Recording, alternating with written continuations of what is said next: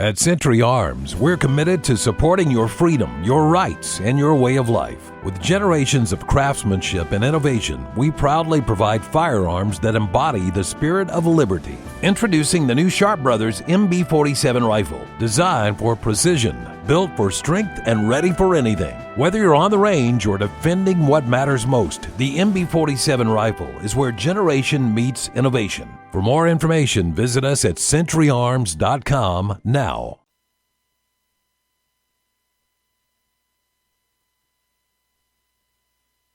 I have come here to chew bubble gum and kick ass, and I'm all out of bubble.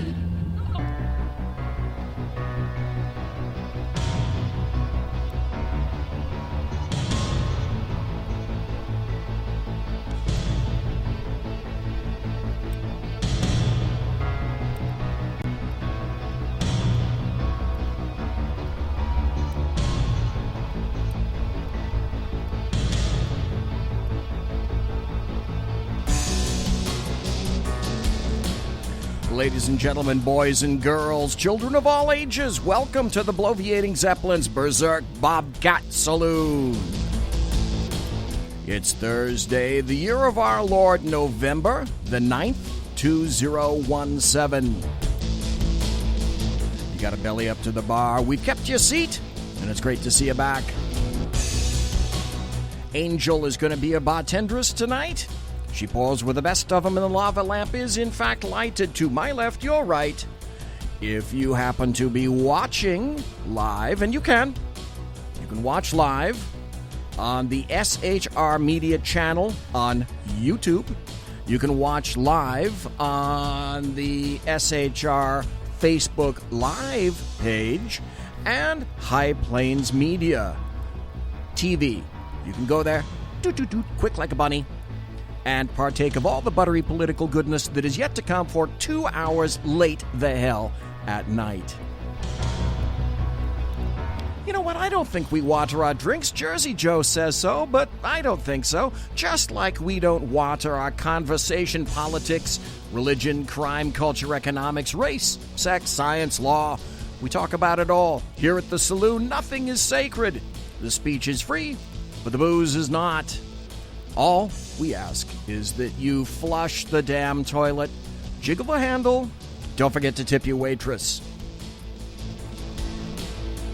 Tonight, hey, it's just who I thought it was. It's the professor, who happens to be calling in because I was just going to announce the professor, and oddly enough, there he is. Do we have the underground professor on the air right now on the phone? Dr. Michael Jones. I can neither confirm nor deny. As well you shouldn't, mister. Let's not give that stuff. You can't give that stuff up for free. There have to be parameters right. and limits to one's life.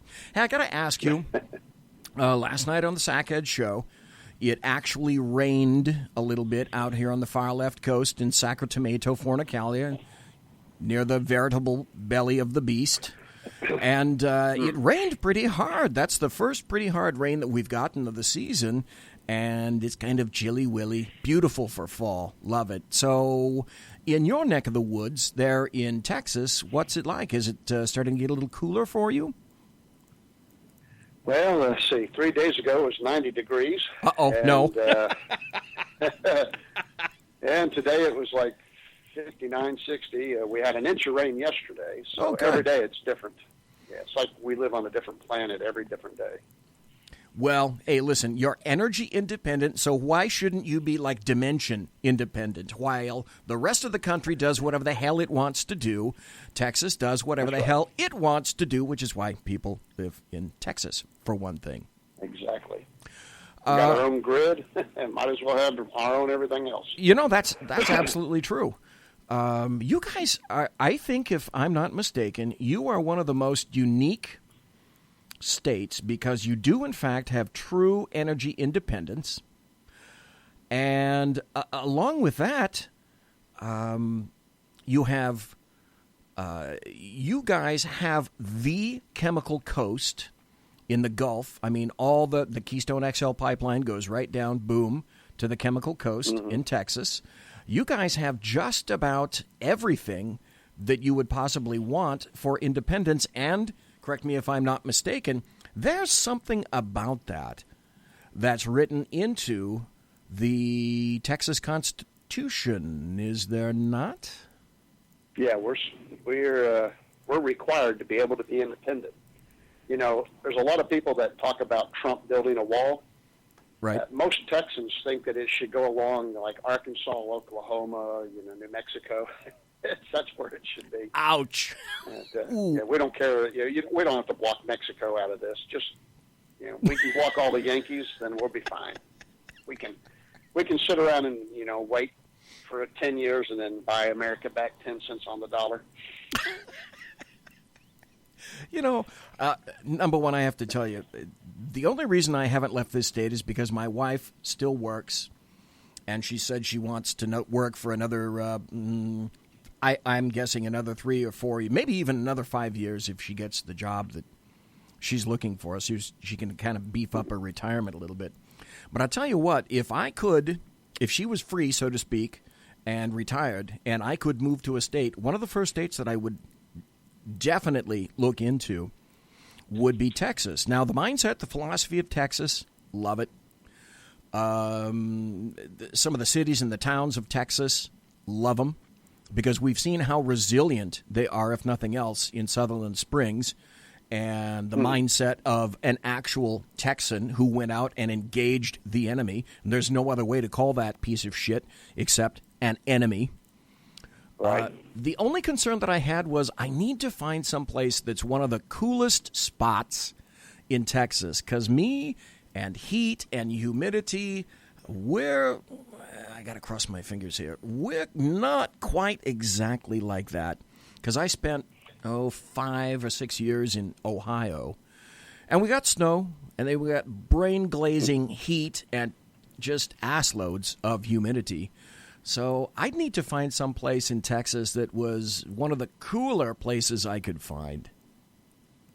Yeah, you would want to go up in the Panhandle, as that can get pretty cold up in there. Of course, what I think, and I probably have a lot of support down here, is I think we should reclaim Imperial Texas before James Polk took all the land from us in an agreement to allow us to come in, because we came in and the United States would not pay our debt off. And so we sold a whole bunch of land to the United States, and that's how we paid our debt. Wow. And, of course, At Century Arms, we're committed to supporting your freedom, your rights, and your way of life. With generations of craftsmanship and innovation, we proudly provide firearms that embody the spirit of liberty. Introducing the new Sharp Brothers MB-47 rifle, designed for precision, built for strength, and ready for anything. Whether you're on the range or defending what matters most, the MB-47 rifle is where generation meets innovation. For more information, visit us at centuryarms.com now. Hey, I'm Ryan Reynolds. Recently, I asked Mint Mobile's legal team if big wireless companies are allowed to raise prices due to inflation. They said yes. And then when I asked if raising prices technically violates those onerous 2-year contracts, they said, "What the f*** are you talking about, you insane Hollywood ass?" So to recap, we're cutting the price of Mint Unlimited from $30 a month to just $15 a month. Give it a try at mintmobile.com/switch. $45 upfront payment equivalent to $15 per month. New customers on first 3-month plan only. Taxes and fees extra. Speed slower above 40 gigabytes. See details. Because Texas it covered a lot of like Colorado and Wyoming, and it's a lot of states in America that used to be Texas. Well, you were a territory before you were a state, right? Well, we were a republic. I'm sorry, that's right. We were never a territory. Yep, We were a republic. Yeah, because we belonged to Mexico, and they lured a whole bunch of gringos over to get land because they had a lot of unsettled land and wanted taxes. And so a lot of people pretended to be Catholic to get land over here, and then Mexico reneged on its deal because of all the fake Catholics, and so we had a little Mexican-Texas war, and, and we won. And a little war. So, yeah, just a little skirmish, yeah. And, because, everything's bigger in Texas, right? So, right. Anyway, when we came into the Union, one of the deals with the contract is that we could divide up into 5 smaller states if we wanted to, up to 5 states.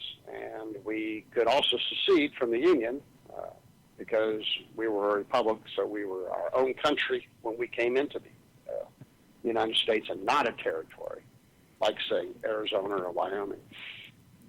And that, so that's some nice stuff there that Texas has a privilege of. Yeah. We talked earlier, probably a month and a half ago, about the Electoral College. And that discussion that you and I had went about maybe half hour, 45 minutes or so, primarily about the Electoral College, and we discussed it in general. And the reason that I wanted to have you back tonight, specifically addressing the Electoral College, is because in the intervening time, all sorts of people, mostly on the left, have come out and said that, you know what, all things considered, it's time to get rid of the Electoral College. So, obviously, one of the... Because it works. Yeah, because of one of the things, the first thing I thought of was that because that did not work to their advantage. It didn't work to their advantage with Bush, and it did not work to their advantage with Hillary Clinton and Donald Trump. Well, since then... Al Gore. I'm sorry, that's right, Al Gore. More specifically, Al Gore and Bush. Yes. Thank you for that. So in the meantime, Dr. Jones, what I did is I had written a post, let's see, how long ago was that? Within the past couple of weeks, I think.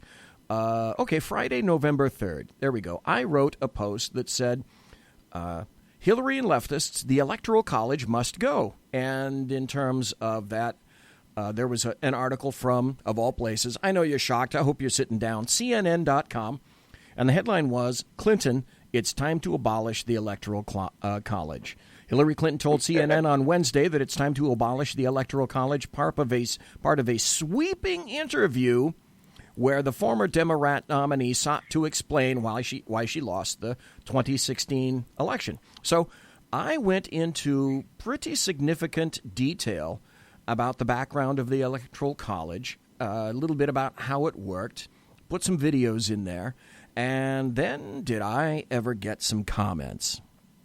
BZ got some comments. Now, the funny thing is, I found that WordPress on my blog works really well, and for the most part, it eliminates all the folks that really happen to be spam and trolls and whatnot. And I will let people on the blog to speak and write, more specifically. If they don't, it just automatically devolves to F&S words, and I'm a POS. And I happen to know, quite frankly, personally, that I'm not a piece of shit. So that said, now there was a rather extensive argument in the comment section how the Electoral College really does need to go. And there were a series of individuals in there. One in particular who wrote comment after comment and was laying down an argument for that. And I thought, you know what, I find this rather irritating because we already went over this. And I know what the point of the leftists attempting to eliminate the Electoral College is. But what I'd like to do in just a moment is run some of these comments by you and get your opinions and feelings on what it is that these people are writing. Because knowing your background, knowing how well educated you are, in fact, literally a constitutional scholar. And that's the reason that I love to have you on the show, is because I know that what you say isn't bullshit, and it comes from a philosophy of, let's really learn the background and the history of things, as opposed to, I have a viewpoint and an agenda and everyone else can go to hell. So with that in mind, could you give just sort of a brief overview of what the electrical, I may as well say it and get it out it's there. The electric company. what the Electoral College is, there I said it, I can get it out of the way now. What the Electoral College is, what it does, and why it's necessary so that power doesn't tip in one direction all the damn time. Yeah, well, let me ask you a question. Okay. Okay. The Electoral College how we elect our president. Yes. But why did the Founding Fathers, what was the purpose behind it? Do you know that? The simplest answer, Occam's razor here. My guess would be immediately so that power was not concentrated in the hands of those with power and influence. Okay, you're very, very close. And you're about the closest I've ever gotten from anybody who didn't know the answer completely. Okay. The Constitution is the law of the land, right? And what makes it important is it's the only law that the entire people came to vote on and put it above legislative and statutory law because, you got God's law and you got man's law. Correct. But the Constitution, the entire country voted on and made that the supreme law of the land. And so that's why Congress can't just change it willy-nilly. They have to have amendment processes. Of course, Article 5, right? Okay, now, if you look at the Constitution, one of the brilliant things about it is, and this is something that makes us fairly unique in the world.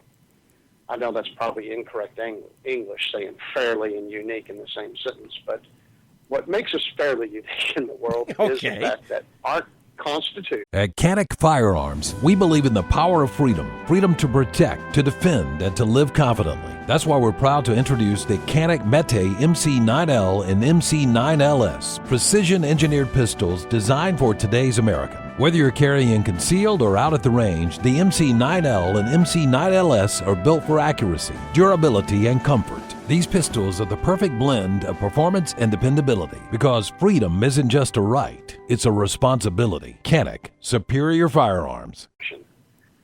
Is about one thing, and that is the separation and limitation of power. Okay. Okay?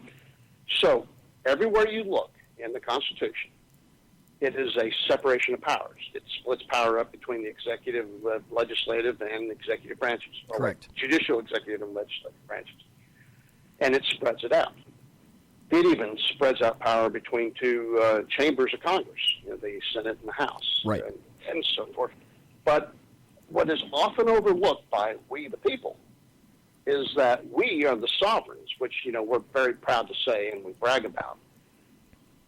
But what we often fail to understand is the Founding Fathers also separated and limited our powers, okay, by the fact that, A, we do not directly elect our president, B, we do not have, like in California where you are, the initiative process where we can start our own laws, and then if we can get enough people to vote for it, then it becomes a law. Yes. We got rid of initiatives and referendum and said that's not going to happen because we the people are going to have a republic. And we have a constitutionally federated republic. And that's the beauty of this system is that not only are we the sovereigns and the bosses, but we limited how much we can directly affect everything, and we spread out our power so that we could also be a juggernaut amongst ourselves. Now, we can get angry, and we can completely change things, like, say, over a period of 8 years, 1,600 Democrats lose their jobs, at the ballot booth. So we can make ourselves known and feared by politicians who are more afraid of losing their job than doing the right thing. And so they can bow to public will. But the idea is that we, the sovereigns, are an emotional group. And we can be swayed by, events and rhetoric and whatnot. And so we wanted to make sure that the emotions of the sovereign would not override good sense and good government. And so we separated and limited those powers. That is the major purpose of the Electoral College, is it is a separation of powers and it is a limitation of powers of the sovereign, you and I. And so while we directly, and this is how the Constitution was originally set up, was that we directly elect our representative, which is the closest person to us in politics. Okay. Then we elect our state legislators, who then select our senators and send them to Congress to represent our state, which, of course, was screwed with under the guise of government reform, which was really nothing more than a lurch to the left of socialism. But they now, of course, we have turned our senators, instead of them being representatives of our state, they are now supernumerary representatives in de facto, because we as a state come together, and so it is like voting for governor is a statewide race per senator, whereas our representative is a district election. And so anyway, that has been a change. But we directly elect our representative. We had our states choose our legislator, our senators, and then we had an electoral college to elect the president. Okay. Now, this was a compromise also. Not only did it limit the sovereign and spread out power, but it was a compromise solution, because there were big states. And now, as a Texan, I often chuckle when I hear things like the big states like New York and Pennsylvania. They of course, back in the 1700s, they were the big places. Right. They had like 400, 500,000 people living in that state, and so that was a lot of people back then, and so they were considered the bigger states. They were concerned that states like Delaware would have too much influence, and Delaware was afraid that they would have none. And keep that in perspective, as a Texan, Delaware is about the size of the Dallas-Fort Worth area where I live. Yeah, teeny weeny. Right. So it's yeah. So they made this compromise, and they said, okay, here, look, what we're going to do is we're going to have 2 senators per state. And that way, in the Senate, with only, at the time, 13 colonies, right? So there'd be 26 senators. Today, it's 100. And what that would mean is that in the Senate, every state had equal power. They would not be able to be, ramrodded by big states. And the other compromise was that the representatives in the House would be divided by population. And therefore, there'd be one representative for every X number of citizens. And that has changed over the years. And it keeps getting bigger and bigger because we capped the size of Congress when we realized it was just going to become too big and too unwieldy. And so states like New York and Texas and California have the lion's share of representatives. And so as a big state, we have a lot of authority and influence in the House of Representatives, but we have equal authority and influence in the Senate. Correct. So that was one of the compromises. The second one was that when we elect the executive branch, that we would limit the powers of the sovereign that way too, and the big states and the little states would have influence fairly equally because we would design something called the Electoral College. Now, what the Electoral College is every state gets one vote for president for every representative it has based on population and each senator. So the minimum a state could have would be 3 votes.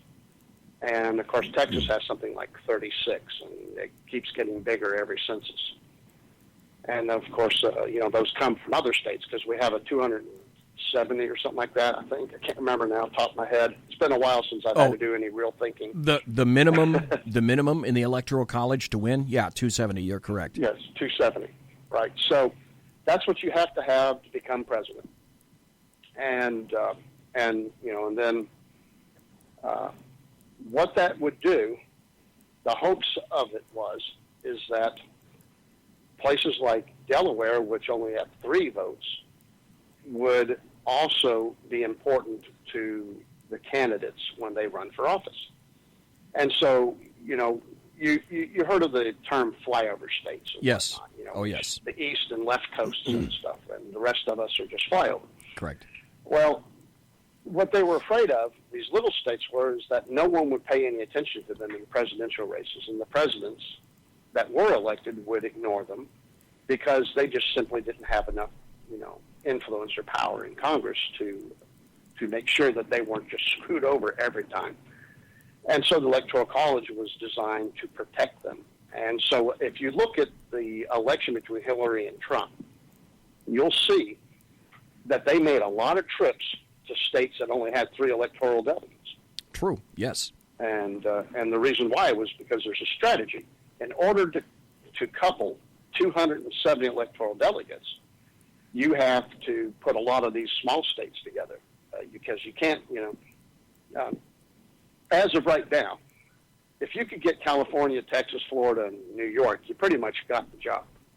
But you still have to have a few extras, even then. And the fact that New York and California are fairly Democrat, and Florida and New York are, Florida's more central, more purple, and Texas, of course, is Republican. It's hard to couple those together and just flat out win. So you have to have a strategy of combining the middle and smaller states together. And so they get attention. They get campaign dollars spent in their states, and they get promises, and they get campaign stops, and they actually have influence when it comes to presidential politics. And that was by design to prevent the big states from running and ruling everything. And so that was what the Electoral College was designed to do, was to limit and separate powers from the sovereign and to allow small states to still have skin in the game and have influence. And it has done that exactly as it was designed. And by purpose, we decided that the president would not get elected simply on popular vote. And while that may have been a good idea when they did it, it seems to me to be a superior idea today, especially when you look at the electoral map. Now, whether you're a Republican or Democrat, just set that aside for a second and look at the electoral map of Trump. And he won some, 900 counties or something like that. It was just an incredible amount of counties he won.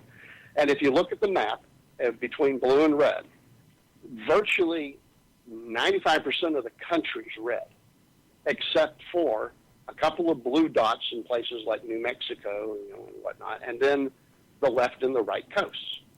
The coastal cities, California and Oregon and Seattle, and then Washington, or not Seattle, but Washington, and then you turn around and you look at, Delaware, New Jersey, New York, Philadelphia, those places over on the right. Right. They are all blue. Okay, and that's because that's where all the liberals have combined. Go ahead. We've got about 2 minutes before we go to the break, and you mentioned the Electoral College map, and I'm looking at it right now in my post, and it essentially says half of the U.S. population lives in these counties. Now, as you indicate, in the far left coast, there's a little patch of blue up in the Pacific Northwest, Seattle and around there. There's a massive patch of blue in California, sort of one-third down the state, which mostly is Los Angeles. Then there's a pretty significant point in, looks like, Arizona. And there's some patches in the Midwest here and there, smattering, a fairly good amount in Florida. And then the Northeast, below Maine, down to the half of the country, is blue. And yes, you're absolutely right. In that illustration, it shows that as far as the rest of the country is concerned, all you people don't mean a thing. Let me ask you one question before we go. And yes. Maybe you can, I'd like to open when we come back, I'd like to open with this. The first rejoinder that I've heard from most leftists is this, and so I'll ask it now, and we'll come back, and I'd like your answer and input on this. The first rejoinder that I've heard from most all leftists is, well, wait a minute. That's just wrong. The people where the greater population centers are, because there's more people there, well, we should have a much stronger vote than anyone else. That's the number one argument that I'm hearing. Folks, we are talking to Dr. Michael Jones, who is the underground professor. You're listening to the Bloviating Zeppelin's Berserk Bobcat Saloon here on the SHR Media Network. We're going to go to a break, be about 3.5 minutes or so, and we will be right back again with the underground professor. Thanks for coming in, Dr. Michael Jones. Conservative media done right. You're listening to the SHR Media Network. Hey, it's Sean from the Sackheads Radio Show. Also one of the owners here at the SHR Media Network. Are you opinionated? Have you ever wanted to do your own show? Have you ever heard somebody like the Sackheads and go, yeah, I could probably do that better? Well, now's your chance. Send me a 5-minute clip at sackheadsradio@gmail.com, and maybe you can be part of the SHR broadcasting team. sackheadsradio@gmail.com.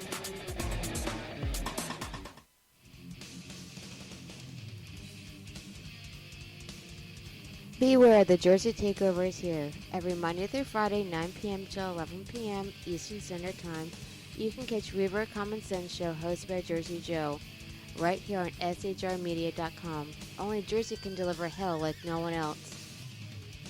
So consider this your fair warning.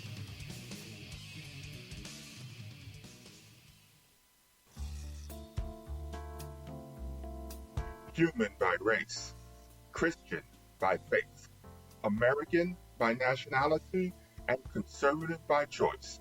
Reverend Ralph J. Chittum Sr. is the right guy on SHR Media from 8:05 to 9 p.m. Monday through Friday. And at Canic Firearms, we believe in the power of freedom. Freedom to protect, to defend, and to live confidently. That's why we're proud to introduce the Canic Mete MC9L and MC9LS, precision-engineered pistols designed for today's American. Whether you're carrying concealed or out at the range, the MC9L and MC9LS are built for accuracy, durability, and comfort. These pistols are the perfect blend of performance and dependability, because freedom isn't just a right, it's a responsibility. Canic, superior firearms. if on the rare occasion I am ever wrong, I will still always be right. The Right Guy on SHR Media. Power brokers use corrupt politicians, deceptive Islam, and lies from establishment media to turn the once shining city on a hill into the city of the blind. What do the elites fear? One man with a cane. I'm Dave Milner. Join me at SHR Media, High Plains Talk Radio, Spreaker, iTunes, and YouTube for a different kind of commentary on the unpleasant blind guy. Because truth is not always pleasant. Hello, I'm Tim Hart. I'm the guy BZ hires due to his shameless contract with the SHR Media Network to voice his promos. He'd like me to tell you that the Bloviating Zeppelin's Berserk Bobcat Saloon radio show can be found on SHR Media Network, Spreaker, and YouTube every Tuesday and Thursday night at 11 p.m. Eastern and 8 p.m. Pacific, featuring right thinking from a left brain and doing the job the American media maggots won't. You'll find that the speech is free, but the drinks are not. There, in the saloon, just when safety pin manufacturers are running out of metal for the diapers of the leftists, BZ is sending his personal drones of freedom into the wheelhouses and ossicles of lovers of sovereignty and liberty nationally and globally. Broadcasting behind enemy lines in occupied California, BZ swears that no rights were harmed in the making of this promo. This is Jersey Joe, host of the Reaver Common Sense, and you're listening to SHRmedia.com.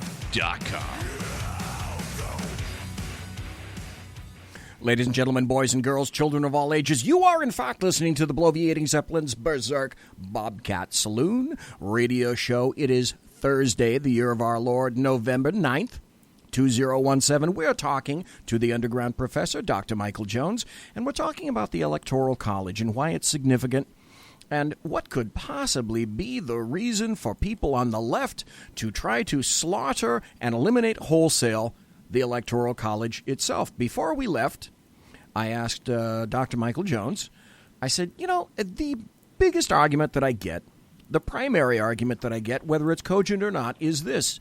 There are more people in these population centers, so because there's more people there, we should have a greater voice in what happens, and the popular vote should be it. How would you respond to that, sir?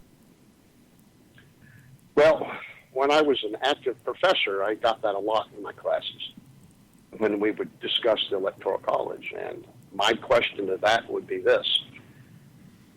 Why?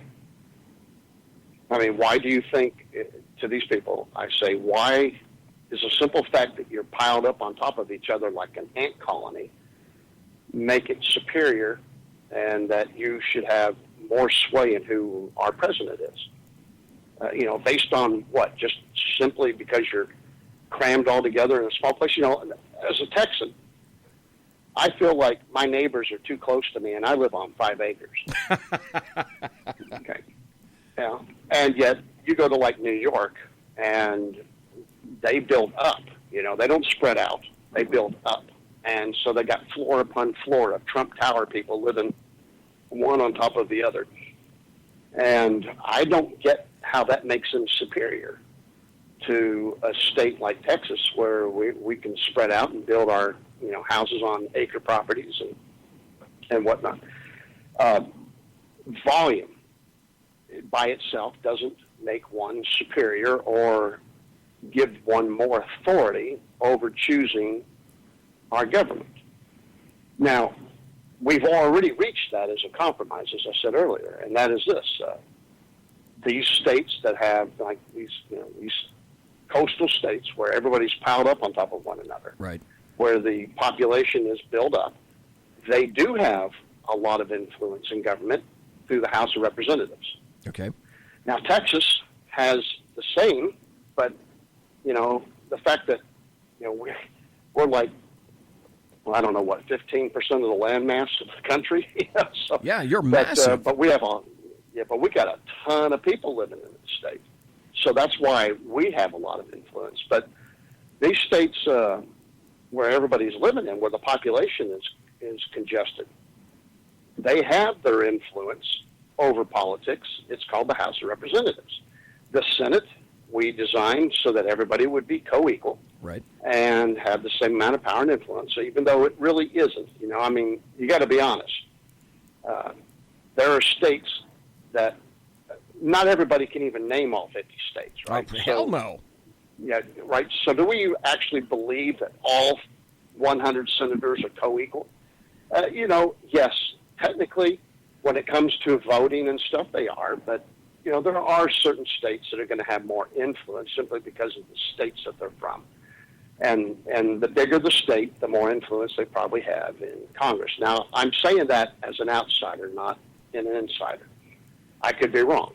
But, a lot of it has to do with how long they're elected, how long they've been there, the power that they can amass, the amount of money they can accrue and influence through K Street and whatnot. But why should that translate simply because there's a ton of you living in one place?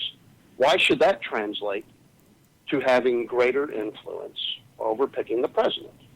That's not how the rules were designed. That's not how we were created, and it's not the way the rules were in place throughout. And I guarantee you that if Trump had had the popular vote and Hillary had won the Electoral College, none of these people would be out here telling us that the time for the Electoral College is over. They would be talking about how the system works. That's absolutely it. Gore and Bush, if it had been reversed, Gore and Bush, and it was President Gore, and then last year, November 8th, it was President Hillary Clinton, this would not be a topic of concern in the slightest. Right. It's that transparent to me. But all these people... Well, it wasn't when Obama was elected, and that's your proof. They were talking. You can go back and Google it, and you can find a lot of the libtards were out there saying that it was the Electoral College worked, and that this was our time, and this is how it's supposed to be, and blah, blah, blah. And, and actually, I can still remember that a lot of people on the right started saying, maybe it is time for it to go. And I'm thinking, good Lord, be consistent and have some, some values, some principles. At Century Arms, we're committed to supporting your freedom, your rights, and your way of life. With generations of craftsmanship and innovation, we proudly provide firearms that embody the spirit of liberty. Introducing the new Sharp Brothers MB-47 rifle, designed for precision, built for strength, and ready for anything. Whether you're on the range or defending what matters most, the MB-47 rifle is where generation meets innovation. For more information, visit us at centuryarms.com now. And so regardless of who gets elected, if the Electoral College, if it's an honest election, and you never know with Hillary because, look at what she did with her primary against Bernie. But, the fix was in there. But, between Debbie Was-A-Man Schultz and the other, what's her name, the chick that just got that book that's released. That's oh, right. Clinton. Yeah, Donna Brazile. We're going to talk about her later. Yeah. So she, oh, boy. Well, I don't care. I was out there defending the Electoral College when Obama got elected. And the sad fact is the Republicans took probably the two worst candidates of unelectability in the history of America. I mean, Dewey had a better chance. And so anyway, the Electoral College worked, and it's a beautiful system. It is. And, yes, and it is amazing because it does limit the sovereign.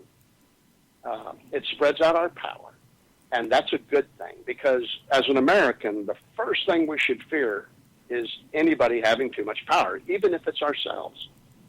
And that was a good thing in America for, a couple hundred years until the progressives convinced everybody that we could reform government and create a professional staff in government, calling it the bureaucracy, which is, of course, unconstitutional, and that they could reform government that way. And then we decided that we could trust them and concentrate power and everything into them. And of course, as a Texan, I would point out that we just suffered a horrendous shooting at a church because the bureaucrats of this professional system couldn't get their act together.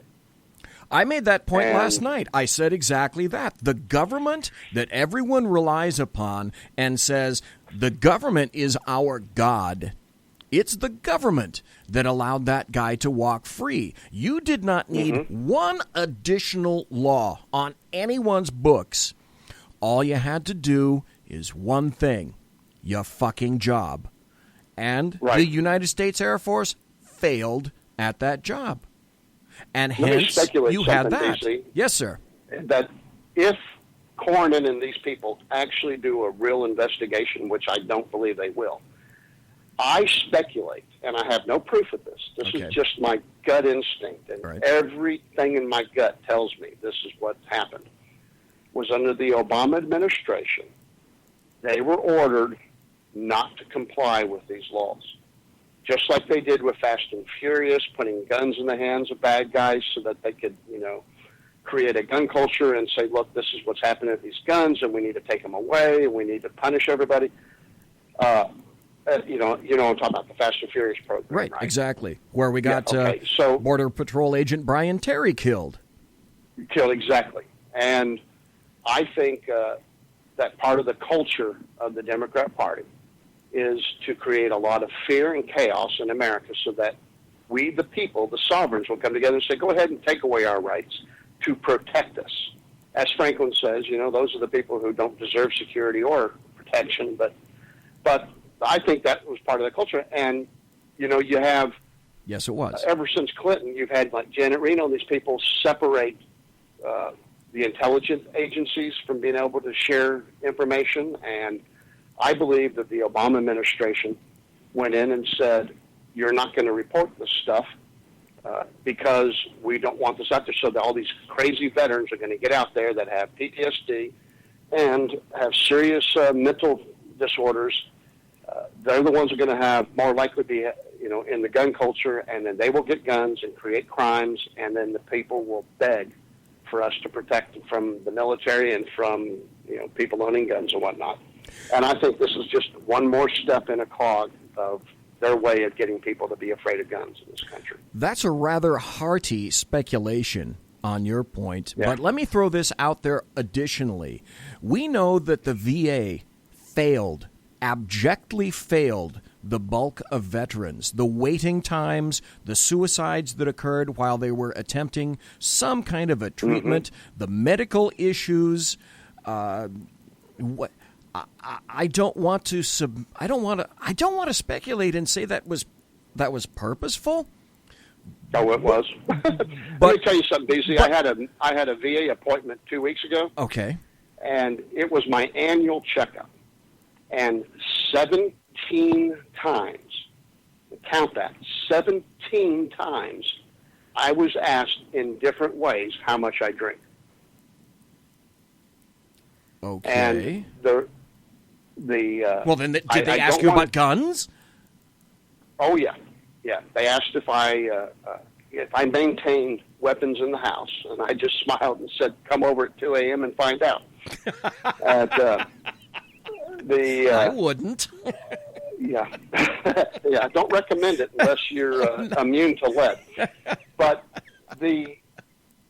I don't want to tell you who told me this, but a person in the VA pulled me aside and said, be careful how you answer those questions. And I said, what's the deal with them? And they said they're trying to peg vets with PTSD and then tell them that they're going to take away their right to carry and other options. They're going to take them from the vets because they're going to associate like PTSD and drinking and stuff and say these people should not be entitled to have guns. And they're doing this in a pretty heinous way. In fact, I've heard, while I was sitting there talking, it became a discussion amongst all the vets that were sitting there.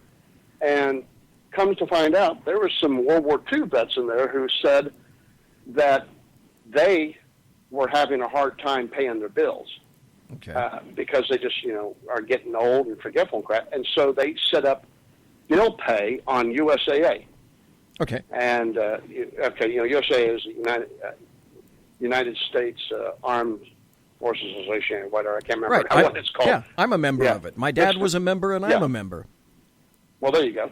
So you know what it is. For your listeners, it's basically a bank for vets and their families. Yeah. And we take care of our own there. Well,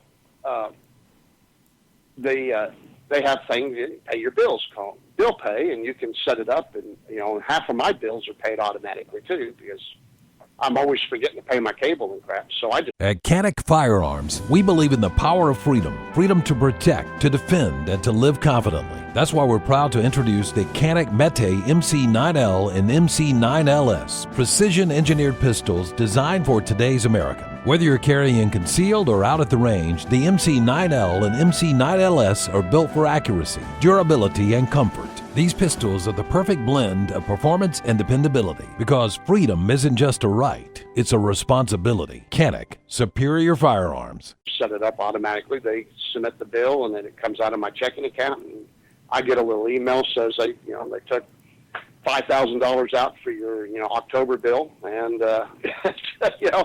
no problem. What the hell? Yeah, right, got to cut back on the porn, and and so anyway, these World War II vets that are in their 90s and or older, and they're saying that the VA is taking their money and their checking accounts from them. What? And they're assigning a VA clerk to I don't know what the word is. I want to say control it, but so basically there'll be a VA agent assigned to help these people pay their bills.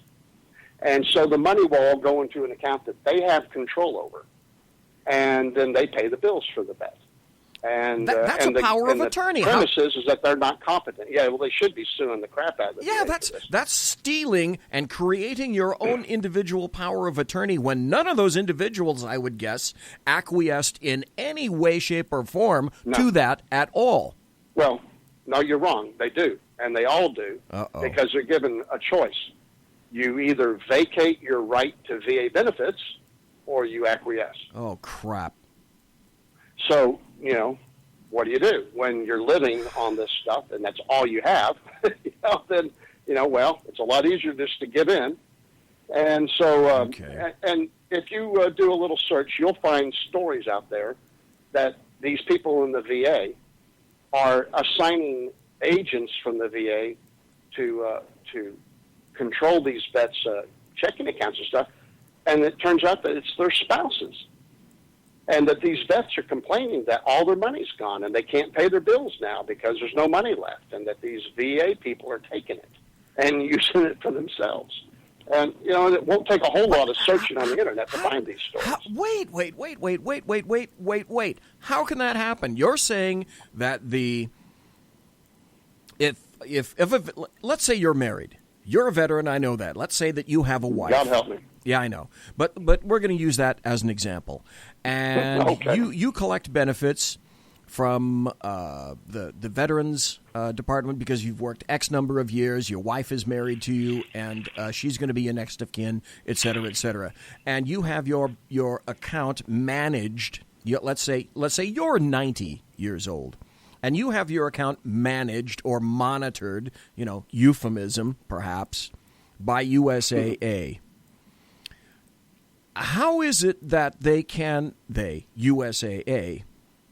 somehow, what are they doing? Are they skimming some money from your account and there is no accountability? Or is it accountable in some form of a statement and people don't know what they're doing because they haven't read the statement? Well, it's not USAA, it's the VA. The VA. Yeah. And I just want to make sure that was clear. I didn't want USA coming after me. Good point. Good point. But some of these guys simply can't. They can't really pay attention. They try. Right, just they're get old. past them. They're overwhelmed. Yeah, they got other things on their mind. Like, what did I eat for breakfast? You get to a certain age and you can remember what happened in 1940. Usually, you can remember what happened yesterday. Yeah. And so, I think it's just a simple aging factor, but it doesn't stop. And let me point this out: it doesn't just stop with the military, because this happened under the Obama administration, and he expanded it to people on Social Security, and they're doing the same thing to people on Social Security too. And again, mostly it's the World War II generation that's being affected, but there'd be Korea next, and then Nam and Desert Storm, we're right up there behind them. Could you not say that is an excellent case for elderly abuse? There are bureaus in departments, police departments, all across the United States devoted to elder abuse. At first blush, when you talk about the age of the people that are primarily affected by that, that's elder abuse on the behalf of the federal government. I think it is. It's just like people coming up to your house and telling you they're going to re-roof it after a hailstorm, and then they take your deposit and never show up again. There's no difference in my book. They had no business doing this. If it was legitimate and up front, and there were judges involved, where you went before a judge and you had a hearing on the faculties of the person. Right. That was, due process. Stuff. Right. Due process. But this isn't happening. The VA is simply making this determination arbitrarily, and then you have a choice of, do you want to continue your benefits, or do you want to allow us to run your life? And this isn't just in that level. I mean, you ought to hear these things. Like, I was talking to some guys who said that they live over Fort Worth, and they were ordered to show up at the VA in Dallas. And when they protested that there was a VA in Fort Worth that they could go to, they were told that either they go to the one in Dallas as ordered, or they would potentially lose their benefits. And then other guys spoke up and said, wait a minute. For those who don't know, I was told that I could lose my benefits simply because I missed a medical appointment. Okay, now, for those who are unaware, what's the mileage difference between Dallas and San Antonio, roughly? Oh, my gosh. It's hours. Okay, like 400 miles, something like that? 4 or 5 hours, something like that. I can't remember now. Okay, but that's huge. It depends on, rush hour and stuff, but it can take several hours to get down there. So you can spend a day and perhaps even have to take a motel overnight to make one, count 'em, one medical appointment to the VA. Oh, yeah. Yeah, especially when they have your appointment at, like, say, 8 in the morning, so you have to go out the night before to get there.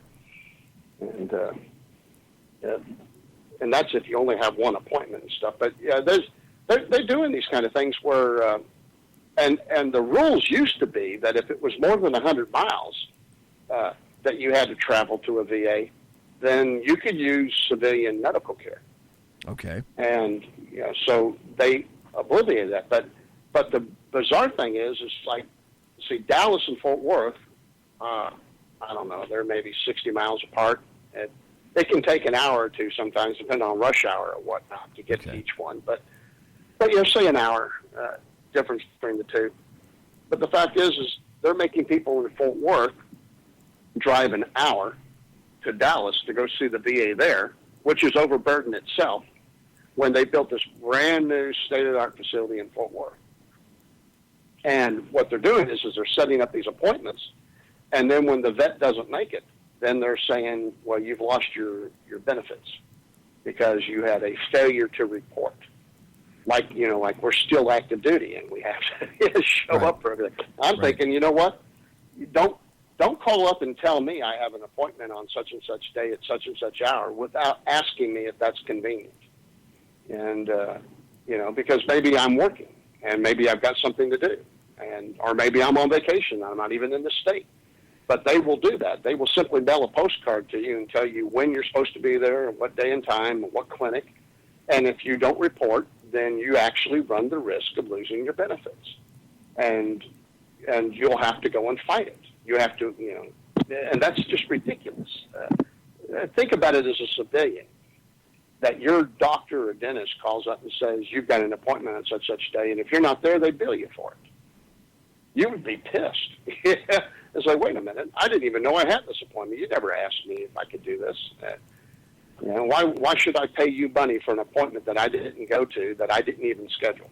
And this is what's happening to the vets, but it's even worse because now they have to defend themselves. Okay, now you said the difference in mileage between Dallas and Fort Worth.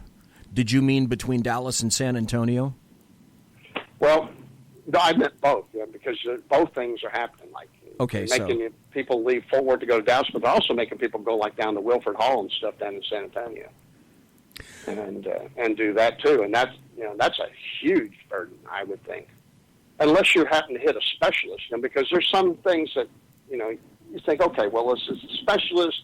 You got leukemia or something, and okay, well then that's a whole different ball game. But what they're doing is they're making vets travel to other places where they have a convenient VA right in their backyard, and they're making them not use that and to go to somewhere else, and for the sole purpose of making it inconvenient as hell, so that the vet won't do it, so that then they can begin the process of taking away the benefits.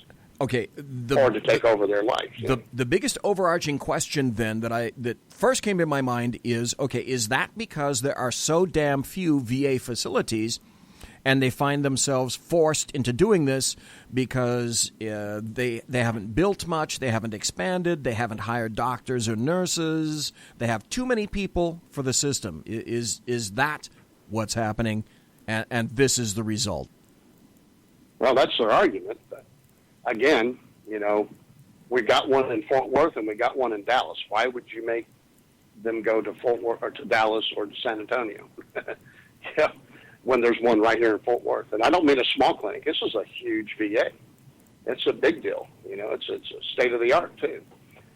So, again, what I'm telling you is anecdotal from stories that vets were telling me while I was in the waiting room talking, and these things come up. But, one thing vets like to do, they like to complain and they like to tell stories. And that was just like tailor-made for it. So, I don't know. There's something I'm going to have to do a lot more looking into this, but this is hanky to me. And if they're picking on these World War II vets because they can't defend themselves, that's heinous. That's then absolutely, I have a problem with that. Yeah. That's absolutely heinous to take advantage of somebody that sacrificed so much, the greatest generation, literally. And now they're taking advantage of individuals who may, because of age, not be on tippy-top in terms of mental fecundity, etc. We have about 1.5 more minutes before we go to a break. We are talking right now to Dr. Michael Jones, who is the underground professor. And we started off with the Electoral College. We kind of transmogrified over into the VA. But I tell you what. Sorry about that. No. Listen, that is amazing revelatory information that I'm glad that you're putting out into the ether because people need to know about that. But I'm going to ask you a question. We're going to go to a break. And the first question to cogitate in terms of the Electoral College is this. The current system does not provide some kind of check on the mobs. That's an allegation. So I'd have to ask you, is that correct? Folks, we're talking to the underground professor, Dr. Michael Jones. We are going to take a break. Thanks for listening live on SHRmedia.com. Thanks for being in the chat room. Whiskey Dale, Mary Brockman, Dave Milner, and one viewer who will not be unmasked. And we're going to take a break. Thanks for listening and listening in podcast, watching live on the SHR Media channel on YouTube, and watching live on Facebook Live on the SHR Media Facebook page. Be right back. Conservative media done right. You're listening to the SHR Media Network. Hey, it's Sean from the Sackheads Radio Show. Also one of the owners here at the SHR Media Network. Are you opinionated? Have you ever wanted to do your own show? Have you ever heard somebody like the Sackheads and go, yeah, I could probably do that better? Well, now's your chance.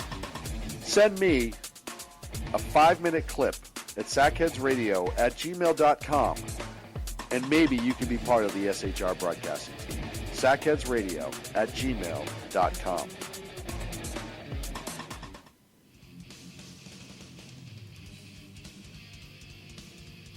Beware, the Jersey Takeover is here. Every Monday through Friday, 9 p.m. till 11 p.m. Eastern Standard Time, you can catch Reaver Common Sense Show hosted by Jersey Joe, right here on SHRmedia.com. Only Jersey can deliver hell like no one else.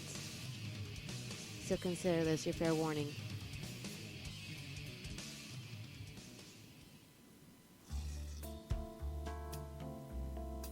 Human by race, Christian by faith, American by nationality, and conservative by choice. Reverend Ralph J. Chittum Sr. is the right guy on SHR Media from 8:05 to 9 p.m. Monday through Friday. And if on the rare occasion I am ever wrong, I will still always be right. The right guy on SHR Media. Power brokers use corrupt politicians, deceptive Islam, and lies from establishment media to turn the once shining city on a hill into the city of the blind. What do the elites fear? One man with a cane. I'm Dave Milner. Join me at SHR Media, High Plains Talk Radio, Spreaker, iTunes, and YouTube for a different kind of commentary on the other. At Century Arms, we're committed to supporting your freedom, your rights, and your way of life. With generations of craftsmanship and innovation, we proudly provide firearms that embody the spirit of liberty. Introducing the new Sharp Brothers MB-47 rifle, designed for precision, built for strength, and ready for anything. Whether you're on the range or defending what matters most, the MB-47 rifle is where generation meets innovation. For more information, visit us at centuryarms.com now. Pleasant blind guy, because truth is not always pleasant. Hello, I'm Tim Hart. I'm the guy BZ hires, due to his shameless contract with the SHR Media Network, to voice his promos. He'd like me to tell you that the bloviating Zeppelin's Berserk Bobcat Saloon radio show can be found on SHR Media Network, Spreaker, and YouTube every Tuesday and Thursday night at 11 p.m. Eastern and 8 p.m. Pacific, featuring right thinking from a left brain and doing the job the American media maggots won't. You'll find that the speech is free, but the drinks are not. There, in the saloon, just when safety pin manufacturers are running out of metal for the diapers of the leftists, BZ is sending his personal drones of freedom into the wheelhouses and ossicles of lovers of sovereignty and liberty nationally and globally. Broadcasting behind enemy lines in occupied California, BZ swears that no rights were harmed in the making of this promo. This is Jersey Joe, host of the Reverb Common Sense, and you're listening to SHRmedia.com.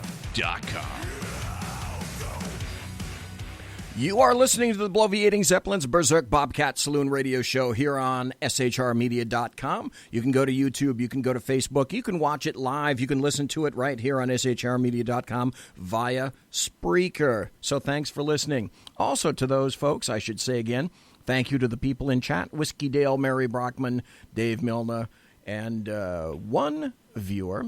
So thanks for that. We are speaking to the underground professor, who is Dr. Michael Jones, and it was terribly presumptuous of me, sir, and I apologize. I should ask you right now, do you have about another half hour or so? I'm sorry that I kept you going. If you got something to do, please let me know. That was rude of me, and I apologize. No problem. As long as I stay awake, I can hang with you. Okay. Although I will warn you, I'm naked and laying in bed right now, supine. Wow. Okay. Great visual, folks. Yeah. I gave folks a mind worm last night on the Sackheads radio show, and I said, now you guys will not forget this, because when you go and you get through and you go and sit on the bathroom tonight, don't think about the anaconda in the toilet that's venturing to you right now through the sewer system in your toilet. So that's a mind worm, and thanks, Dr. Jones. You just gave us another mind worm. Great. Okay, glad to hear it. Breaking news. Breaking news. Hey, before I forget, those people that are piled up in these coastal cities that think they should have more influence, I should point out that they actually do, and that is this: these states like New York, California, and Texas, and Florida, they have more influence over the presidential election than, say, like Rhode Island, who only, if 100% of the people in Rhode Island vote, they can cast 3 delegates, 3 votes for president. But if 4% of Texans vote, we can vote for 36 votes for president. So the massive population places, they are accounted for because of the population. And that's through the House of Representatives, right? Right, as I said earlier. Yes. I just wanted to expand on that. But because of that, they don't just have influence in the House, but they also have influence in the Electoral College by the amount of votes that are able to be cast by their state. But what the Electoral College does is it also, in order to cobble together 270 votes, requires that you get the smaller states involved too, and therefore they get to share in this. But they don't take away from the big states in sharing this power. So I think I said that, but I didn't say it, I don't think, plain enough. Okay. Here was one of the first comments I got on my blog post, where I mentioned that the leftists and the Clintons all want to get rid of the Electoral College because basically what I'm concluding is it's sour grapes. Just as you pointed out, by the way, funny how it worked out for Obama. So when it worked out for Obama, that was just keen and nifty. No problem. Well, here's another comment, one of the first, and it's this. It says, Newt Gingrich summarized his support for the National Popular Vote Bill by saying, "No one should become president of the United States without speaking to the needs and hopes of Americans in all 50 states. America would be better served with a presidential election process that treated citizens across the country equally. The National Popular Vote Bill accomplishes this in a manner consistent with the Constitution and with our fundamental democratic principles." Thoughts? Well, for one thing, we all are treated equally. Our votes all matter the same. But we're not voting for president. We're voting for a slate of electors to go and vote for president. And if he thinks that by going to this national vote crap, okay, well then what happens? These states with huge populations will now determine who is president at the expense of all the other states. And so those very few counties. I mean, look, Hillary won the popular vote. Right. And yet there's almost no blue on the electoral map. Let me tell you one thing. If I can interject this, because I have about 5 articles now. One that just published that I'm not going to have time to talk about this tonight.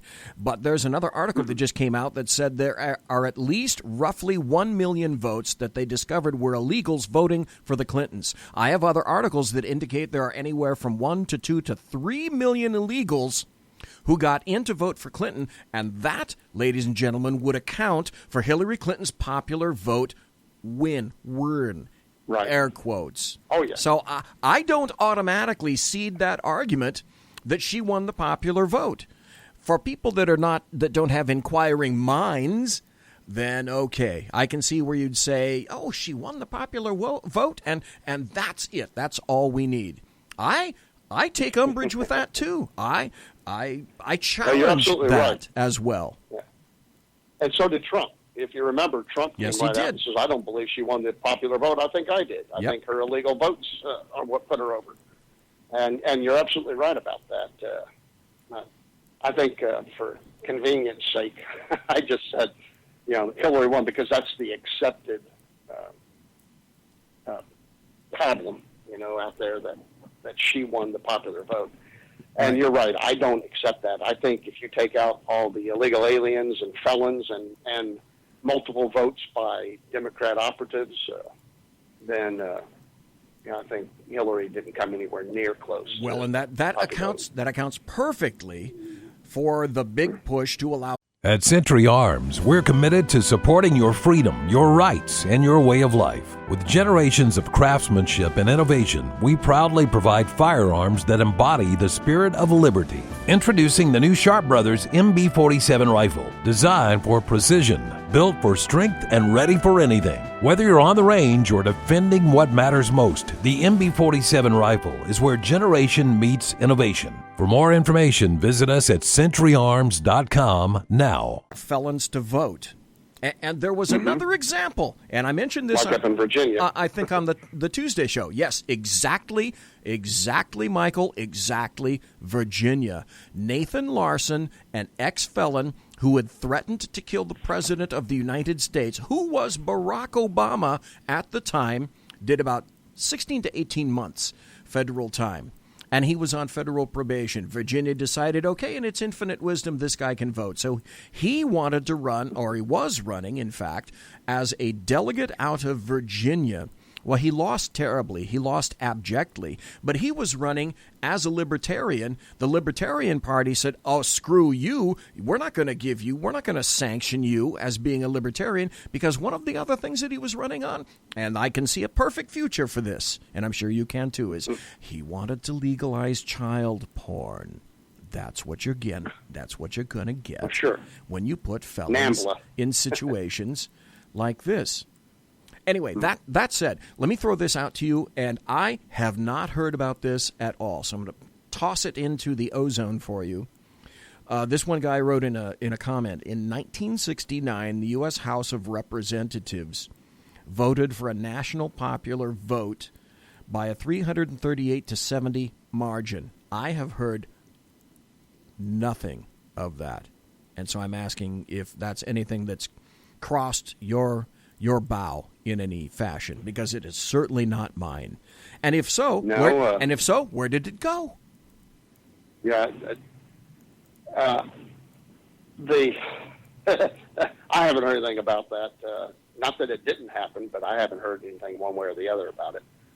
But obviously, whether Congress voted for it or not, it's not the law of the land, because if it was, then we wouldn't have the system we have now. And so, whether it was a test vote or it was the Congress does a lot of things a lot of times, like, they establish things like National Hamburger Day, which, yes, does not require us to rush out and go eat a hamburger that day. We're not required. So Congress has a lot of sense of Congress votes, where they let us know how they feel, but it has no standing in law. And who knows, maybe they did that. Maybe they, did this to placate the people whining about the popular vote in the Electoral College and whatnot. But I haven't heard about a serious vote that actually passed and was signed into law and that executive, endorsed. Okay, and in the comments, yeah. In the comments, they keep harping back to this. To me, the electoral vote means that one person's vote counts more than another person's. That just doesn't seem right to me. Each vote should count for the same, and you've pretty much answered that question. I ask you, how is it that my vote counts more because they don't tell you. Does my vote in a big state count more or less than one in a small state? Because fewer people live in a small state, and yet they still have influence. And look how many people it takes in Texas to change the zeitgeist. It doesn't take nearly as many people to change Rhode Island as it does Texas. Yes. And so, I can make the argument that the smaller states have more influence, voters do, than because, a lot of money is spent courting a lot of fewer people in these states. There's give and take. It's not, everything is not equal, but life's not equal or fair either.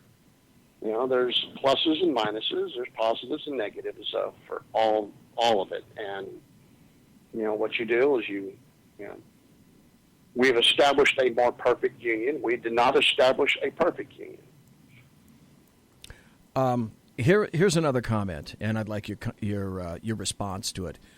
It says, the current winner-take-all method of awarding electoral votes is not in the U.S. Constitution. It was not debated at the Constitutional Convention. It is not mentioned in the Federalist Papers. It was not the founders' choice. It was used by only 3 states in 1789, and all 3 of them repealed it by 1800. It's not entitled to any special deference based on history or the historical meaning of the words in the U.S. Constitution. The actions taken by the Founding Fathers made it clear they never gave their imprimatur to the winner-take-all method. The winner-take-all method of awarding electoral votes became dominant only in the 1830s, when most of the founders had been dead for decades after the states adopted it one by one in order to maximize the power of a party in each state. Any thoughts or response to that? Yeah, well, that was, again, reform, right? That was one of the first of the big reforms. No, there is no requirement to winner take all, and in fact, not all states are like that. We have some states, like in the primaries, that have caucuses, and we have some states where if you're listening on election night, and I don't remember which ones on the top of my head or which, but no, Texas is a winner take all, but there are other states where, you hear that, Trump won, but he only got three delegates, and, Hillary got 2, and Bernie got 1, or whatever, and they split it out because there's a proportion. And so not all states are winner take all even today. I would like to see, if I had a druther, okay, I think it would be great for us to mandate a proportionate system on all states. And that, because I think that would make them have to work even harder to get our vote and our support. And I think it would make these politicians sweat, which always makes me happy. If they had to, go around in court and realize that they could lose, a lot of delegates because they didn't just squeak by. Because, you get one extra vote, you get 50 plus 1%, and 50% plus 1, then you get all the delegates. Yeah, okay. But I would much rather see them spend a lot of time in places like, say, Texas, which gets ignored often, because you're talking about these strategies of cobbling 270 votes, but everybody knows the Republicans are going to win Texas, so guess what? We don't get a lot of the political advertising that other states get. We don't get the campaigning that other states get. Now, they'll swing down for a campaign fundraiser, but we don't get a lot of the politicking and, the fighting between the candidates. The Democrats hardly spend any time in Texas competing because they know they're not going to win Texas. And, the same is true with, say, Hawaii. At Century Arms, we're committed to supporting your freedom, your rights, and your way of life. With generations of craftsmanship and innovation, we proudly provide firearms that embody the spirit of liberty. Introducing the new Sharp Brothers MB-47 rifle, designed for precision, built for strength, and ready for anything. Whether you're on the range or defending what matters most, the MB-47 rifle is where generation meets innovation. For more information, visit us at centuryarms.com now. Democrats have Hawaii. Republicans don't spend time down there. The Democrats don't spend time in Alaska. And, and so, they fight out for the purple states, and and that's about it. So, well, yes, and so look, some of these look at states New Hampshire. actually get more attention. Yeah, look at New Hampshire. But if we proportionated it, then they would have to spend more time in every state. New Hampshire is a little winky state. Now, I ask you kindly, yes. Is New Hampshire a red state? Yes. Okay. So then the argument to me would seem to be just a bit specious in terms of, well, the non-population centers, because what the hell? I don't know what the population of New Hampshire is, but it can't be more than a few counties it's 12. In Texas or something like that. Yet, everyone seems to have to win the New Hampshire primaries in order to move on. If you can get that, that's a feather in your hat, and then you can build a bulwark of votes beyond that. Of support, yeah. Now, that's all media-driven, by the way. Keep in mind this, that A, what you just said is true. B, New Hampshire is not just a Republican state, but it's an establishment Republican state. And so this momentum crap was designed by the media to force the Republican Party to send all of its people through a big filter of establishmentarianism. And so, this winged out conservative candidates. And that's what its purpose is by the left, is to force the Republicans into a moderate or liberal candidate versus a conservative one. And all you got to do is look at how did Ted Cruz do, in those places, or Herman Cain and those guys. The left of the Republican Party does much better. And the McCains and Romneys do very well in places like New Hampshire, and the Cruzes don't. Now, Trump was an outsider, and so he did very well, I think, there. But that's its purpose. New Hampshire, while it is a Republican state, it is an establishment Republican state, and its purpose electorally is to filter Republican Party to force conservatives have to go around it.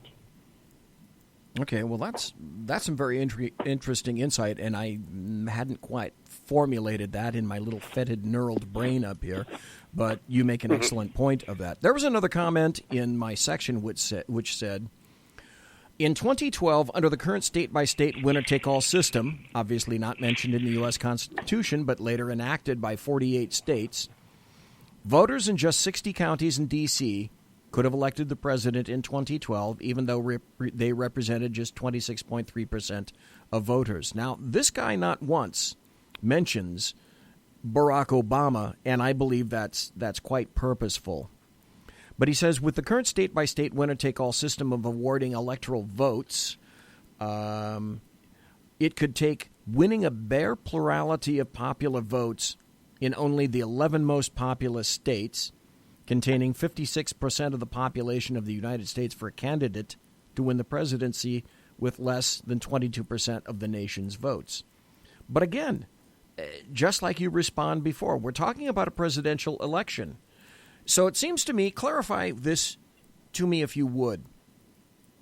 The Senate, and we spoke about states that have more power than others, but the Senate is split down the middle, 100 senators, okay. 435 representatives, but that's, as you indicated, where the power for the states that have the greater population, that's where their power comes in. But it seems to me that leftists want their cake and to eat it too, or have their cake and eat it too, however the hell that goes, and I can never remember. Yeah, ask Murray. Yeah, that's true. So it seems to me like a lot of this these days concurrently is just a hell of a lot of sour grapes. No, mostly. But keep in mind, if you look at the mindset of a Democrat, they're pro-government. And so they don't have a problem concentrating power in government as long as they're in power. Now, what they have a problem is the unnatural state of conservatives or Republicans in power, which, look at the dysfunction. What was it yesterday? Agador sent me a soundbite of people outside screaming so that they could vent their frustration on the 1-year anniversary of Trump. Okay. Stupid. Do you really want these people to have a right to vote? We should have had cameras out there, and everybody that was out there should have lost the franchise. Because you're too stupid to vote. But, that's not how our system works, sadly. These people have no problem with the concentration of power. They are not proponents of separation of power or limited government. Correct. And so their solutions will be to undermine that. Whereas we, on the right, think that our ability to choose for ourselves should be paramount, that we're individuals and that we have rights and responsibilities, and we don't want government telling us how to do everything. And the great myth of the left is that all of them will be the ones telling everybody else how to live their lives, not realizing that they'll be vassals of the state themselves. But hey, it's a great deal if you can live your life like that and think you know how to tell everybody else how to live. But the beautiful thing about the Constitution and elections is that there is virtually almost no rules in the Constitution about our elections. And in fact, they decided that the states would all figure that out. That each state would get to decide how they're going to elect the president. And with this whole debate over the Electoral College, let me remind you of this. There is no right for you to vote for president or to vote for the electoral delegates who go and actually vote for the president. Did you know that? I did not, but I would not be shocked. Yep. Guess who has that authority? Under the Constitution, the state legislatures have that authority. Now, you remember that the state governments were in power before there was a central government. Right. And the state governments gave birth to the central government, not the other way around, which is unique pretty much in history. Most of the time, there is a central government, and then it gives birth to all the smaller governments. But in our case, we were already 13 different countries, and we came together and said, you know what, we're going to create one country out of many, e pluribus unum. But we are also going to keep in mind that we were sovereigns as each state. And that's why the 50 states are called states, which gets confusing to some people when you think of a state as like Germany or England or Japan. But we call Texas a state. And the reason why that is because it's a sovereign country who came together. And so we had a United States of America. Correct. A whole bunch of countries that come together. And we forget that a lot because, we're in the 21st century. In the 18th century, when we created all this, that was novel. And when they set up the Constitution, the people that created the Constitution said, you know what, the state governments gave birth to the central government, and therefore the state legislators will be the ones who decide who gets elected for president and who gets elected as senators. And so, in truth, the state legislatures vote directly on the state senator. That's how it was established before we changed it with amendment. But the state legislatures were also the ones who get to choose the electoral delegates to go to the Electoral College to vote. And most states thought, while that may be our power, it would probably be prudent to give that to we the peoples. And so that became the way of doing it. All the states decided to let their citizens of their respective states vote on the electoral delegates. And it is not outside of their power if, like, say, Delaware voted for Trump, and the state legislature didn't like that, then they could recall that vote, not submit it, the Secretary of State would not ratify it, or not, the word's not ratify, I can't think of what it is, but there's a word for it, but, give it its official sanction and stamp it and send it to the Vice President of the United States, who is the President of the Senate, and it's his job to reveal the scores of the Electoral College, okay? And that's one of his official duties as Vice President is the Electoral College meets, votes, and then sends the results to the Vice President of the United States. Okay. Okay, so Delaware could say, we don't like that. We're going to recall that vote, and we're going to vote ourselves. And they could change the vote and then resubmit it. They could fire the Electoral College delegates that they had elected and send a new slate, or they could just vote themselves. Now, in this day and age, I guarantee you that would be political suicide, but it's doable legally. And because that's the way it was designed. The state legislatures have that authority, and then they gave it to us as we the people, the citizens of our states. And now that's just the way we've done it for so long that everybody expects it. But, I don't expect most people to even know that, because most people don't even realize they're not voting for president when they go and check that box. They think they're actually voting for president instead of a slate of electors.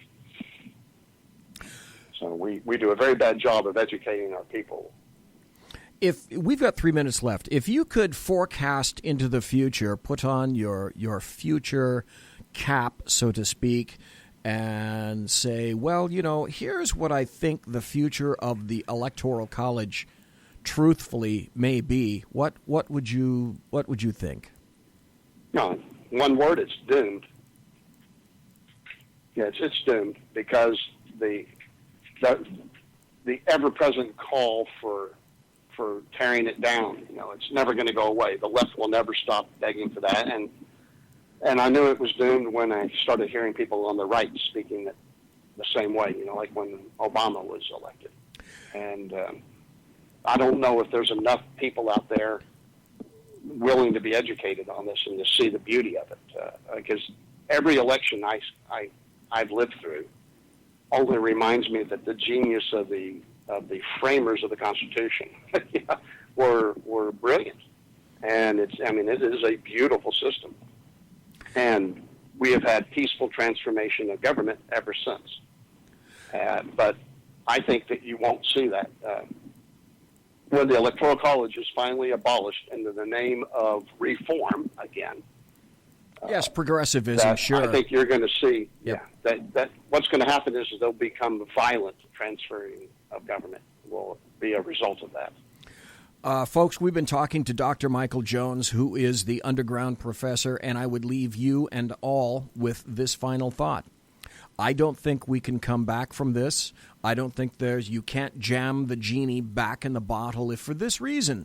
And specifically, this is why the Democrats have done this entire thing with regard to immigration.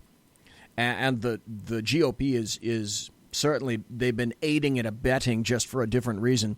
It's all for votes. If you can change the demography of a nation, then you can change the vote. And I submit to you, Dr. Jones, that's exactly why this is occurring, for that precise reason. Mm-hmm. It has nothing to do with these poor people. It has everything to do with the future of one particular party wanting to get elected in perpetuity, period, end of statement. Dr. Michael Jones, thank you ever so much. I greatly appreciate your donating an hour and a half to the show tonight about the Electoral College. And I know you got to go Betty by because it's 11:30 where you are right now. So thank you again, sir. I greatly appreciate it. And have a great snooze. Thanks to Dr. Michael Jones. And bye, everybody. Thanks. And we're going to be right back right after this word. And then the final half hour of the show is coming up. And I've got so many topics, and I'm not going to be able to press them into a half hour, obviously. But, oh, my gosh, where do we start? Folks, thanks for listening, being in chat, listening in podcast. Come right back, please. Conservative media done right. You're listening to the SHR Media Network. Hey, it's Sean from the Sackheads Radio Show. Also one of the owners here at the SHR Media Network. Are you opinionated? Have you ever wanted to do your own show? Have you ever heard somebody like the Sackheads and go, yeah, I could probably do that? At Century Arms, we're committed to supporting your freedom, your rights, and your way of life. With generations of craftsmanship and innovation, we proudly provide firearms that embody the spirit of liberty. Introducing the new Sharp Brothers MB-47 rifle, designed for precision, built for strength, and ready for anything. Whether you're on the range or defending what matters most, the MB-47 rifle is where generation meets innovation. For more information, visit us at centuryarms.com now. Better. Well, now's your chance. Send me a 5-minute clip at sackheadsradio@gmail.com, and maybe you can be part of the SHR broadcasting team. sackheadsradio@gmail.com.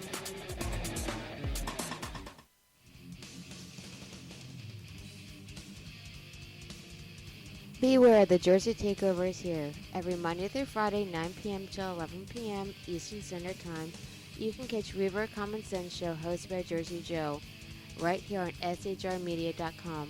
Only Jersey can deliver hell like no one else. So consider this your fair warning.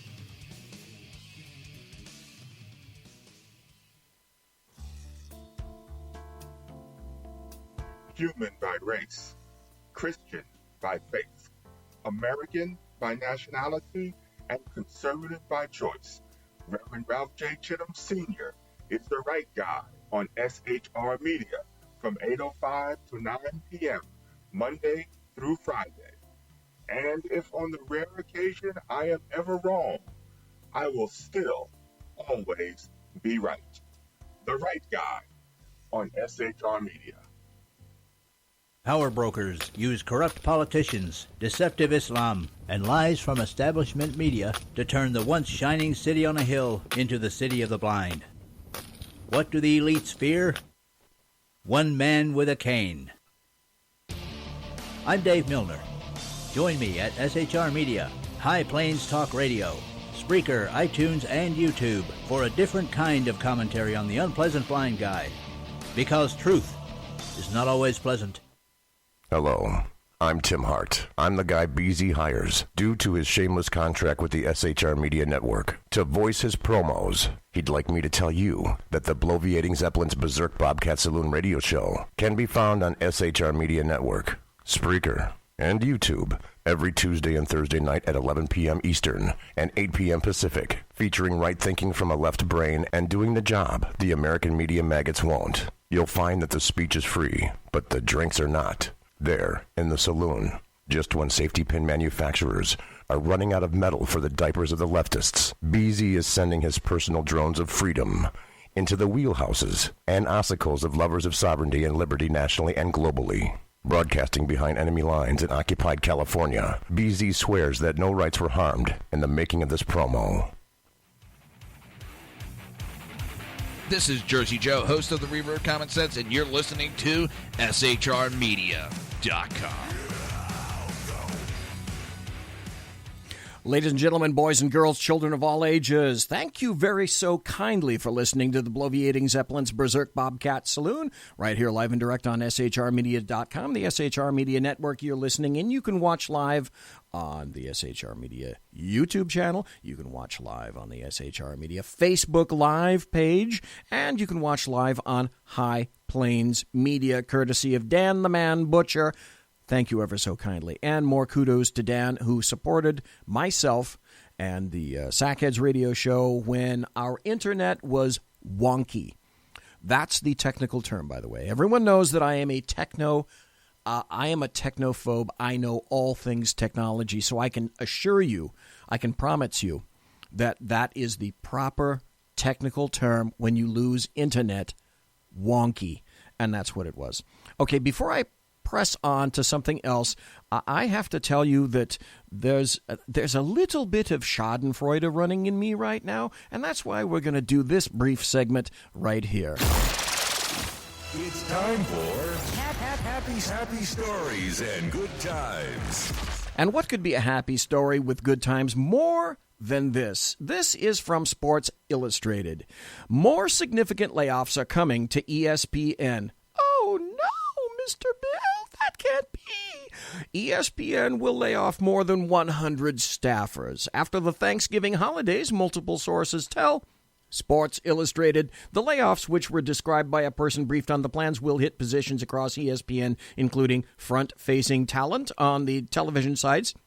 I guess ESPN, do you have side-facing talent? Because if you do, I don't know, maybe on let's see, on Dish, that's channel 140. If I went to channel 141, do you have side-facing talent? And if I go to channel 142, do you have rear-facing talent?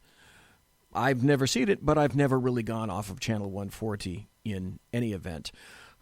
Front-facing talent on the television side, producers, executives, and digital and technology staffers. The Sports Center franchise is expected to be hit hard, including on-air people, given the frequency of the show has lessened considerably on main network ESPN. Why? We have to ask why.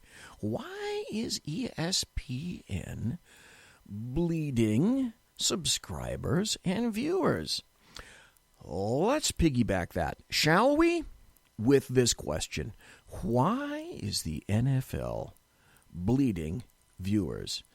I'll just let you answer that question by your very own self. You know, I was talking earlier about how the leftists, and that was what the entire tete-a-tete between myself and Dr. Jones was about. But it revolved around the Electoral College and how the leftists want to just gut it and remove it wholesale. And this was an interesting conversation because, you know, I like to listen to the way this guy thinks, because he thinks a lot like me. And that's Tucker Carlson when he had somebody on the show who said, you know, ripping that Electoral College out by its guts, that'd be a great idea. Damn Skippy. In a recent interview with CNN, she called for the abolition of the Electoral College, which for 230 years has dictated the election of U.S. presidents. Watch this. Do you think the Electoral College should be abolished? I said that in 2000. Anderson Cooper. After what happened to the 2000 election with Al Gore. We've moved toward one person, one vote. That's how we select winners. I was amused after the French elections when Listen very carefully to what she doesn't say. Listen very carefully. I was listening to an interview with a French electoral expert, and he said, well, unlike your country, the person who wins the most votes wins. So, that's right. France, in its infinite wisdom, they're much smarter than we are, aren't they? The French. Mon ami, those French, de France. So I think it needs... And I'm going to do this because I have to. Emmanuel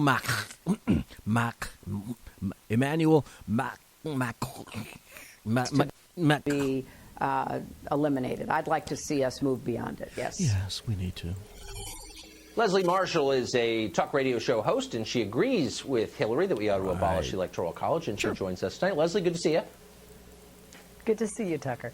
Hi, Tucker. So pardon my skepticism, but this last election seems to have changed the views of liberals on many things. I mean, for almost my entire life, liberals supported Russia, particularly when it was Soviet Russia. Okay, stop here just a second. I'm going to tell you the obvious because you just heard it from, if you were listening to the interview, talking to the underground professor, Dr. Michael Jones, one of the things he said is the leftists were okay. They were nifty peachy with Obama having won the Electoral College. Now, as I asked, what was it that you didn't hear from Hillary Clinton? Any mention whatsoever about Barack Obama. Now, let's see if she mentions anything about Barack Obama. Now they're against it because Hillary blames Russia for her loss. The Electoral College has functioned, for a couple of centuries. We're a prosperous, happy country. Now we have to abolish it because she doesn't like it.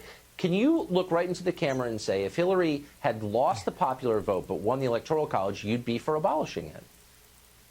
Oh, yeah. Actually, I would, Tucker, because before I was a Democrat, do not faint, when I was in college and I was an independent, I was against the Electoral College then, and I still am now, regardless of the outcome of the election. Now, I must admit, in our history, 5 elections have gone against Democrats and favored Republicans with the Electoral College versus the popular vote. Imagine that. Do you see a trend building here? I do. But that's honestly not why. As a Democrat, of course, I'll take the... Oh, no, that's not why. Come on.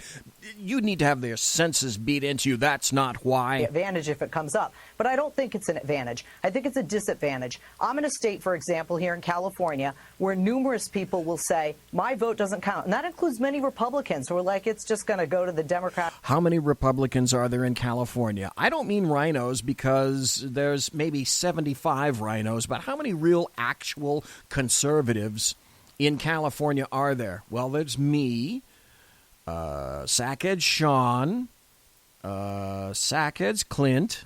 Candidate anyway. And unfortunately, that's true. There is something to one voice, one vote. I believe, and I love a democracy, a true democracy. And even though we operate as a republic, I would like to see a majority rule, even if my candidate loses. And by the way, the president... Mob rule, mob rule, mob rule. Hey, but they didn't want to see that in California because as far as they were concerned, Prop 8 was mob rule. And so what did they do? When Prop 8 passed, they turned it upside down. Prop 8 said marriage was between a man and a woman, and Prop 8 got supported.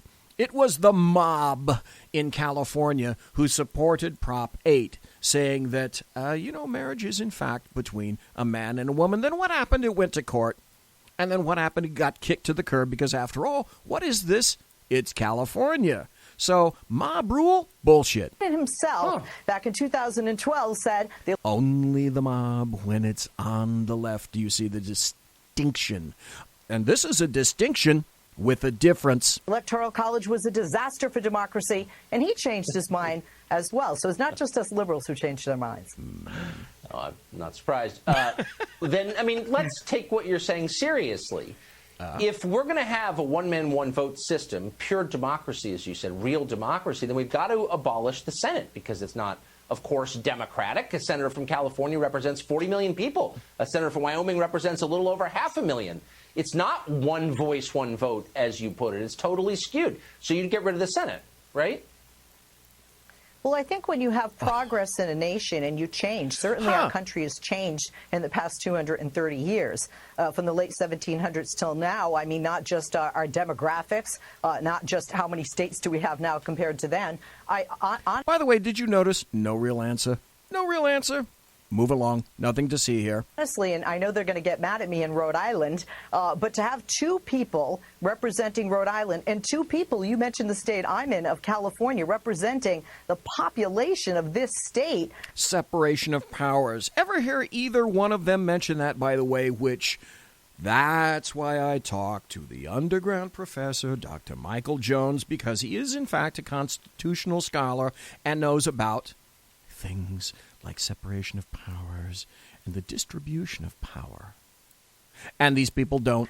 Which is larger than some nations throughout the world. No, I don't think it's right. And I know you're going to be... But are you ready for this? The two-party system is a bit archaic as well.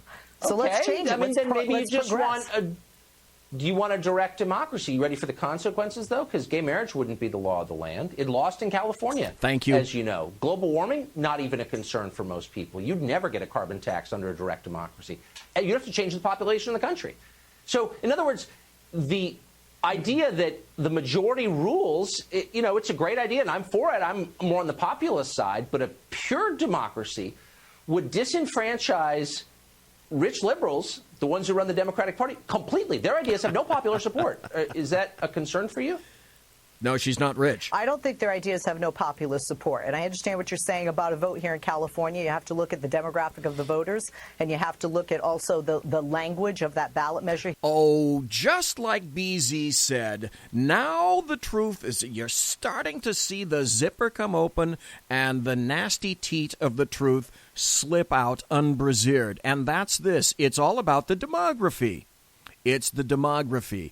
Is that not what I said? And thank you, sister, for saying it's the demography. Here in California, okay. on a national scale, polls show that most liberal social issues are actually viewed favorably by both left and right. Wrong. Absolutely wrong. Not just little wrong. Not just Sackheads Clint wrong, but horribly wrong. It's legalizing marijuana, gay marriage. And in California, yes. In leftist states, yes. In New York, yes. In Seattle, Portland, yes. Not the rest of the country. Things like that. And flyover. Honestly, Tucker, most fiscal issues left. You want to push for another, well, they're pushing for another, okay, I was going to cover this on another day, but I'm going to do this right now. You want to push for another civil war because I'll tell you what's coming. Gun confiscation is coming. Now, there was another little thing that I had set up on Tucker about that, but I'm writing a piece in my blog that I'll probably talk about next week. But you push gun confiscation, you push the popular vote, and you give all the power to the red states, and you truly are. At Century Arms, we're committed to supporting your freedom, your rights, and your way of life. With generations of craftsmanship and innovation, we proudly provide firearms that embody the spirit of liberty. Introducing the new Sharp Brothers MB-47 rifle, designed for precision, built for strength, and ready for anything. Whether you're on the range or defending what matters most, the MB-47 rifle is where generation meets innovation. For more information, visit us at centuryarms.com now. Are asking for a second American Revolution. Now, there are a lot of people that, well, the guy that Tucker Carlson was talking about 3 nights ago, and Tucker Carlson said exactly that.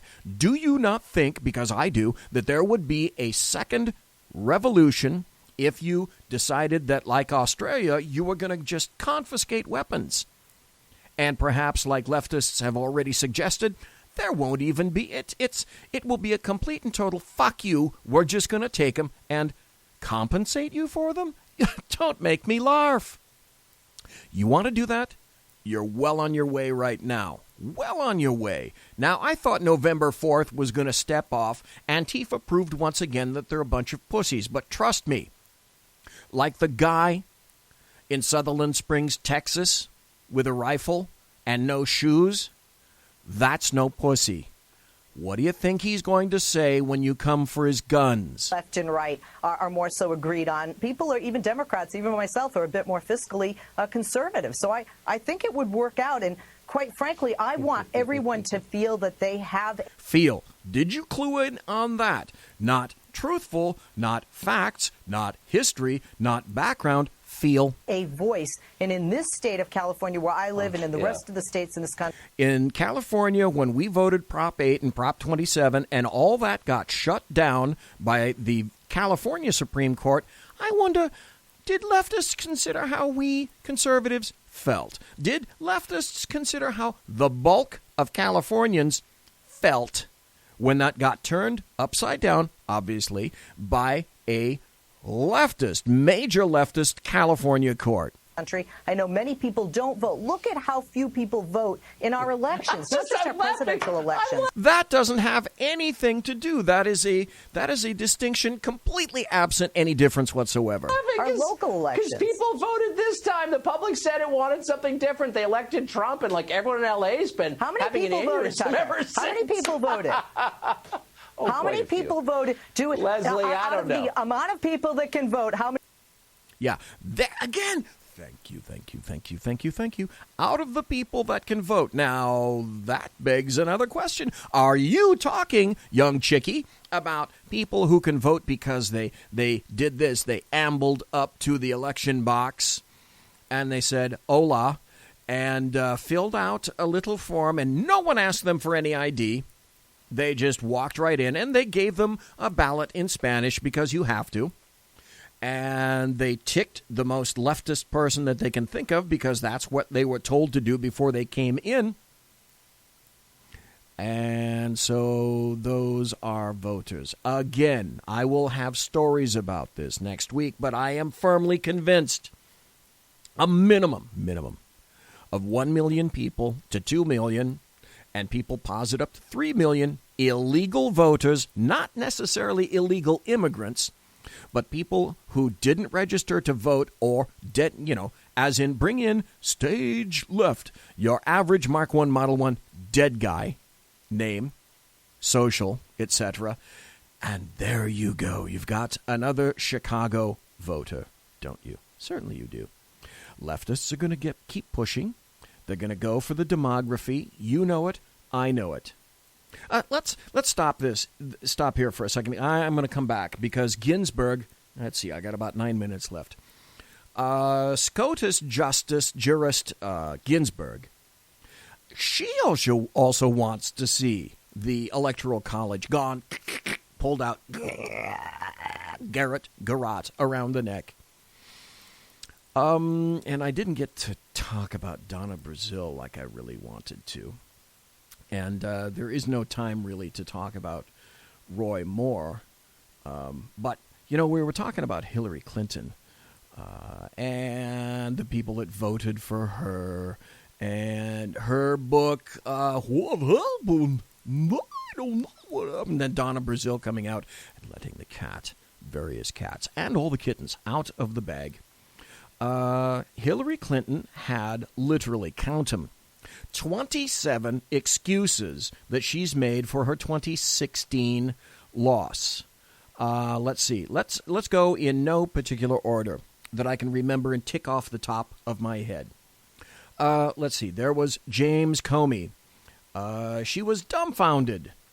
I thought, what's he doing when he started the investigation? Once again, that's number one. The FBI. The FBI wasn't the Federal Bureau of Innuendos, she said, so the FBI is responsible. Vladimir Putin. Well, that ought to be job one. There's no doubt in my mind, she said, that Putin wanted me to lose and wanted Trump to win. So, God, this ought to be job two. Or maybe one or two. The Russians. I don't even have to tell you about that because we know the Russians, they were probably number one. WikiLeaks. WikiLeaks conspired against Hillary Clinton.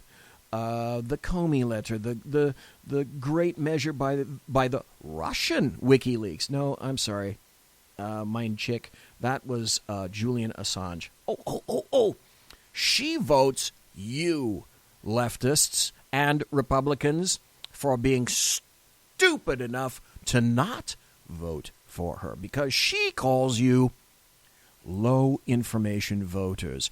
You weren't smart enough to recognize the absolute brilliance contained under the calvarium of Hillary Rotten Clinton. You, low information voters, were responsible. The Electoral College. Just got through talking about that one. Breitbart News and other conservative media. They're responsible. It's a vast right-wing conspiracy, is it not? Steve Bannon. Steve Bannon is the devil incarnate. Have you ever noticed anybody that's been around him? I'm going to have to ask Carrie Baxter Donovan if this is true the next time I'm speaking to her. I'm told, and my nose is terrible, so I wouldn't be able to suss it out. Anyway, Steve Bannon has the odor of sulfur about him when he walks around, does he not? Anti-American forces. There are anti-American forces that are working against her. Everyone who predicted she would win. Are you fucking kidding me? She actually said that the people who were predicting that she would win are responsible for her loss. Now, cogitate on that just for a moment, because her quote is, I was the victim of a very broad assumption that I was going to win. What the fuck? Polling, that's responsible. Green Party candidate Jill Stein was responsible. Oh my God, because Jill Stein, right? She stole votes. And who else? Who else stole votes?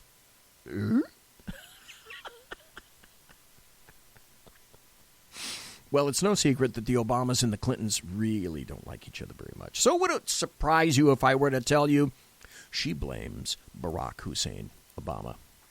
Yeah. This is another one.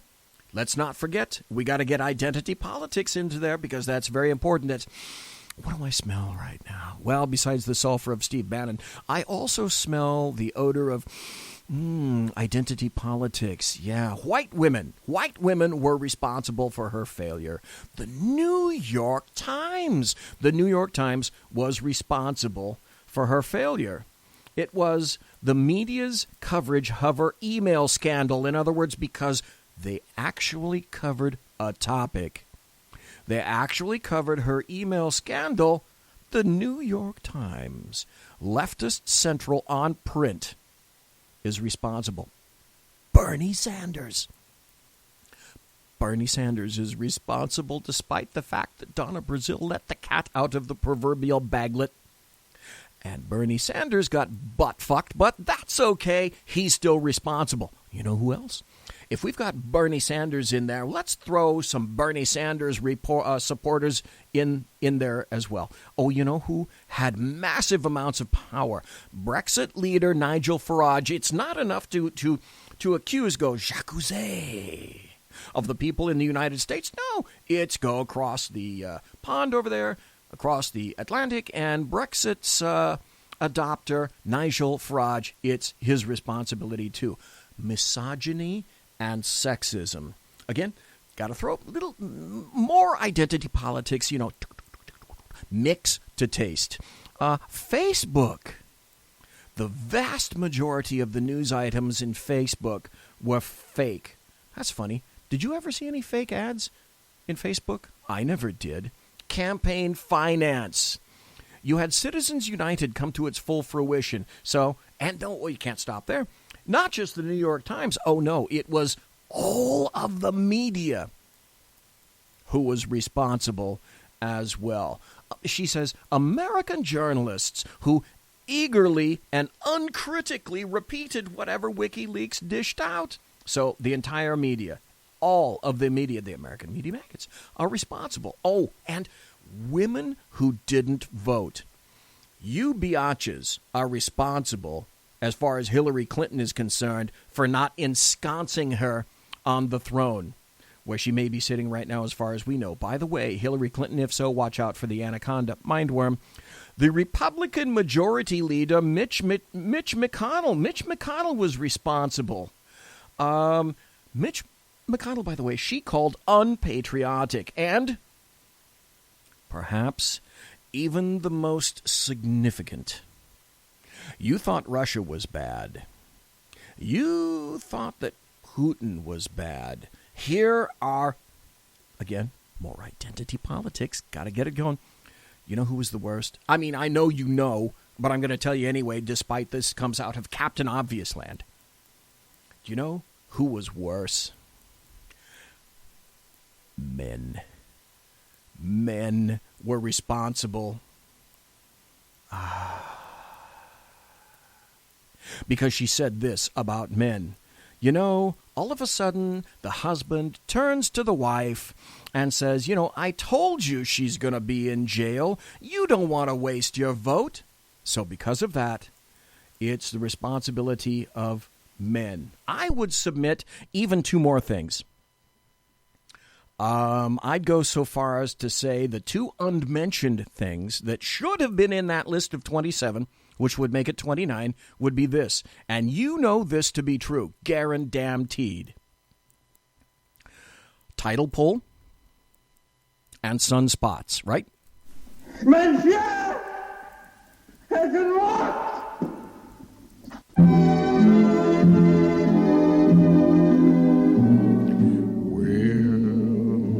Again, don't know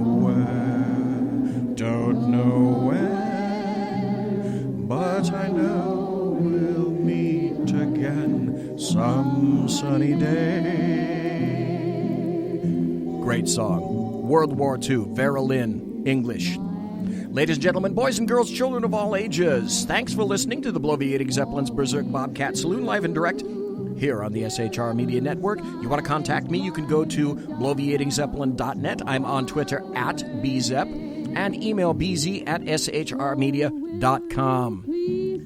My original music is by Possessed Tranquility. You can find them at reverbnation.com. Promotional consideration by Boeing. If it ain't Boeing, I ain't going. Also, Pratt & Whitney. Engines, thrust, you can trust.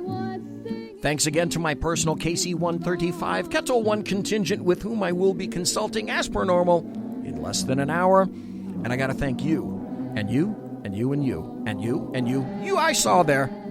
Stand up. I saw you. I thank you for listening to the show. So, folks, God bless. Have a great Veterans Day. Great weekend. You take care. Be safe. Everybody quiet down now and get some sleep. Good night, everybody. Good night, Mama. Good night, Ben. Good night, everyone. Good night, Mama. Good night, Daddy. Good night, children. Good night, Daddy. Good night, Elizabeth. Good night, John Boy. Good night, Jim Bob. Good night, Jim Bob. Good night, Jim Bob. What's going on? I was asleep. What's everybody doing? Good night, Jim Bob.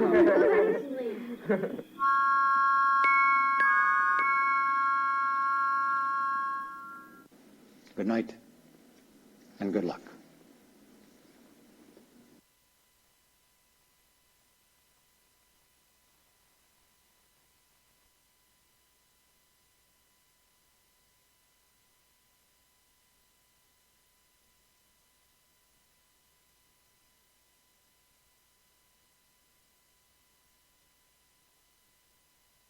At Century Arms, we're committed to supporting your freedom, your rights, and your way of life. With generations of craftsmanship and innovation, we proudly provide firearms that embody the spirit of liberty. Introducing the new Sharp Brothers MB-47 rifle, designed for precision, built for strength, and ready for anything. Whether you're on the range or defending what matters most, the MB-47 rifle is where generation meets innovation. For more information, visit us at centuryarms.com now.